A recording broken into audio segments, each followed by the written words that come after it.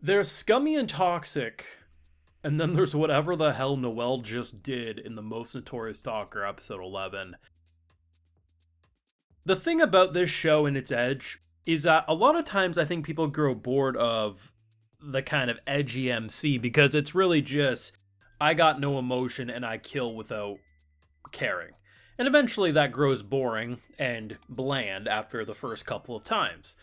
But then there's a character like Noel who's like, I'm gonna be the most hated man known to man, but I'm gonna get under people's skin. I'm gonna do psychological warfare, and I'm gonna do whatever it takes to rise to the top. And whether that's watching a little girl cry as I brutally murder her father, to breaking apart lifelong friends, he will do anything. You're nice to him, he'll treat you right. And watching, like I said last week, Leon's a hero. Like, this is the dude you would want in most shows to be your MC. He's the guy who goes kills the Demon Lord. The way he planted seeds of doubt in his three party members' minds, going to everyone other than Leon about how betray him and you'll be free. And they all basically say no. And what they end up doing is that when everyone's looking like they're about to die, he does the right thing. Leon made the right call. Objectively, he made the call that would save everyone's life. At this point, it's not about if we stay as a party or not, it's about protecting us. But because he planted those seeds of doubt, they all collectively are like, he was right. You were going to be the first one to betray us. And the fact that my boy stabs his pal, he's always had a little jealousy, a little hatred, but at the end of the day, he could always forgive it. But when he thinks he got betrayed, he's like, he's a snake. The way he slips around people and coils around them and messes with them. I knew he was going to win this, but not like this, Jesus. You know I got those full live reactions over on Patreon if you want to see my full and thought and mind break to this insanity. Over there exclusively. So, wowzers. I personally think this is the best episode of the show. Hands down, no questions asked if you ask me.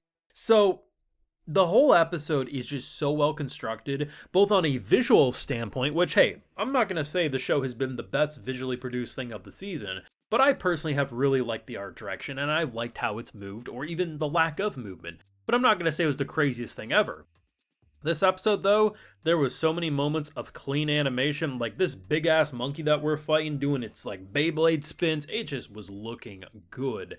And at one point, I'm pretty sure they cut that girl's arm off. The way they frame it, it's a little hard to distinguish exactly if it was just a bad cut, but I think they're implying her arm got cut off. Granted, they got some mad healing, so they do repair it, but still, it was looking bad. And I think what's really brilliant about the betrayal is that throughout the episode, I'm actually thinking, okay, whichever side loses, they have to disband their party, their clan, right? So I'm thinking to myself, could we potentially be building up to a character like Leon joining our party? Which sounds a little crazy at first, but when you think about it, right, he's surpassed all of his other party members, and always will.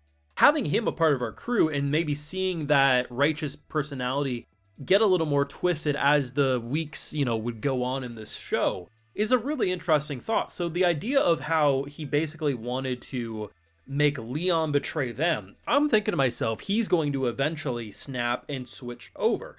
But what we end up doing is actually way more interesting. And it's the idea of setting the seeds of doubt in the other three's minds, but most importantly, making Leon question why he was the one person who didn't get a conversation. And because of that, they all have that finisher line, that he will be the one to betray you. Of course you won't, it will be him. And given the fact that he's already such magnitudes better than everyone else, the fact that their leader is not only saying, I don't trust you guys aren't enough, he wants to work with the enemy, we could potentially lose everything that we fought for, and given that he's so much more talented than the other three, a prodigy like him's gonna have no problem probably finding another clan, another party. But for them, like, it could be, it's like asking you to throw away the life you've built for so long to go work with the enemy. Someone who's clearly a scumbag, and he's like, yes. But when you look at it from his side, it's a leader protecting. We can't do this alone. Normal situations aren't going to work. This thing reads minds. You are going to die. You won't be a decoy. And the way those seeds of doubt twist and turn to the point that he stabs our boy. Not a fatal wound, mind you, but still was not ready for that. And to watch our crew come in, almost not even anywhere to be seen until the final minutes of this episode. She's ready to be the human bullet when summoned. Noel comes in there, blasts his monkey around, Koga comes in, slicing and dicing, and the way they explain how they beat, or what looks to be like they're going to beat, they cut it off before the death blow, so it could still continue for a little bit longer. But the idea of something reading your mind, well, they use a mind link. We have a supercomputer processor brain, which is Noel, linked up to Koga. Koga has nothing going on but just thoughts being sent, and that becomes actions. So he can't read it. So the attacks are working as essentially the Seeker's brain is processing so fast that you can't keep up with it. Such a clever thing, and I think a lot of people who maybe wrote this show off early thinking it was just going to be an edge fest really underestimated how decent the writing was going to be when it came to the combat side of things. And the whole idea of a talker class, you know, it's different at face value, but even I wasn't expecting it to go this interesting with the complexity with how the powers were going to link up with everyone. I really thought it was just going to be someone who would say, I command you to do this, and they'd get stronger. Instead, we got way more interesting things happening. And yeah, I think this was hands down the best episode of the show. I really think it excels past any of the other great episodes. Just the excitement knowing that, of course, we were going to win, but how is he going to screw this party up? And letting them clear out all the small fry, have them mentally break as we come in to just clean up the mess.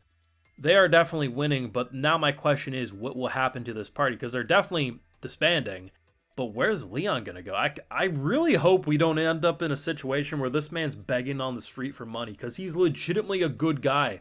There's nothing about him that's evil or wrong or deserves a downfall.